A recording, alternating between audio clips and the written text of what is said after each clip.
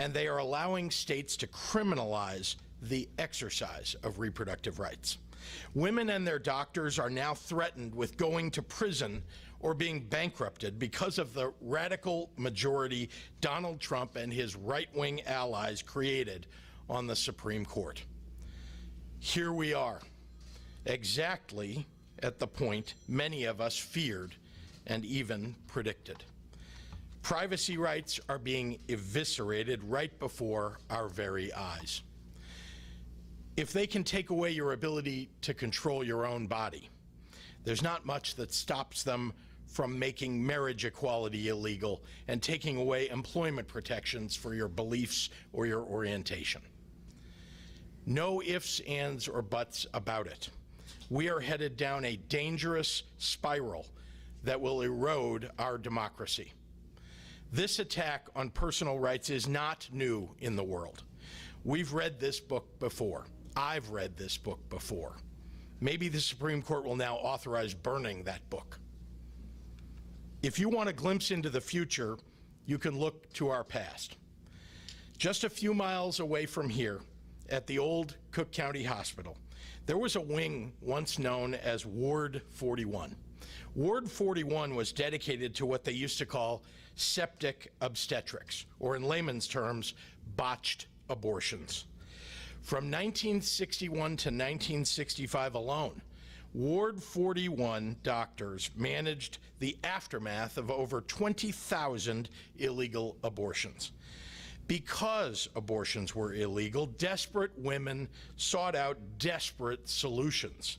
Hospital professionals from back then say what they saw was nothing short of horrific. Disturbing memories etched into their minds for eternity.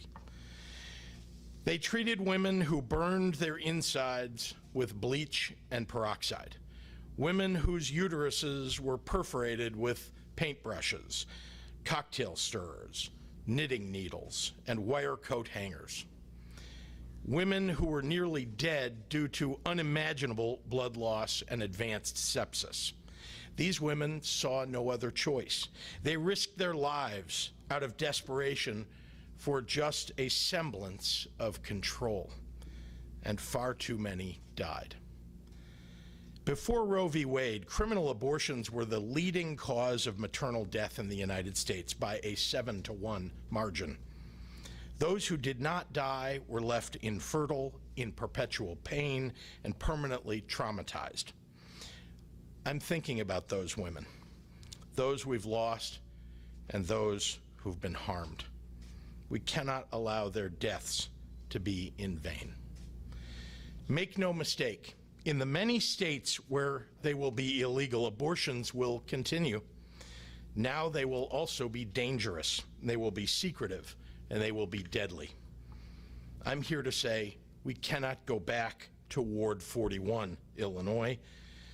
In Illinois, we will not go back to Ward 41.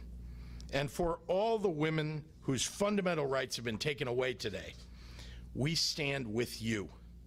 We will raise our voices, we will open our arms to help you, and we will protect your rights.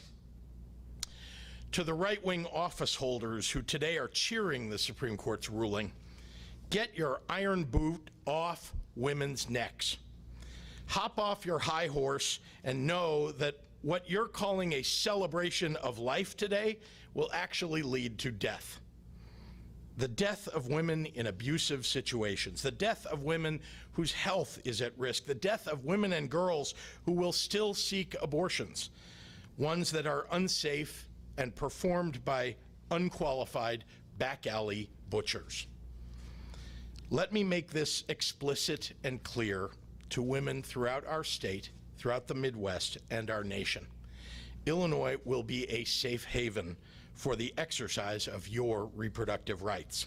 In Illinois, Roe v. Wade is still the law, and it will remain the law as long as we have a pro-choice legislature and a pro-choice governor. Here, we trust you to make your own decisions about your reproductive health. We will defend your right to bodily autonomy. In Illinois, we will hold firm to these rights and continue to work with stakeholders, many of whom are standing with me now, to expand them.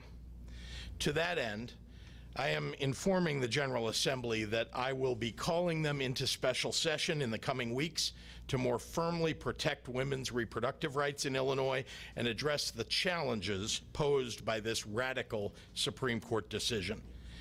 I'm grateful to have the support and partnership of House Speaker Emanuel Chris Welch and Senate President Don Harmon in this effort.